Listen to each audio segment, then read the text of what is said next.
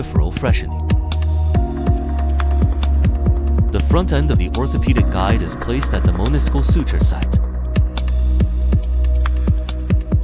Pass double meniscal needles through meniscus and joint capsule to extra-articular incision. Extract outside the joint.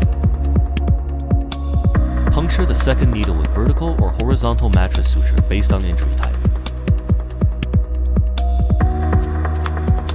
Extract suture outside joint capsule. Observe meniscal reduction under scope and adjust suture tension. Tie knot in incision, push knot to joint capsule. Ensure no neurovascular entrapment. Repeat for required number of sutures until completion.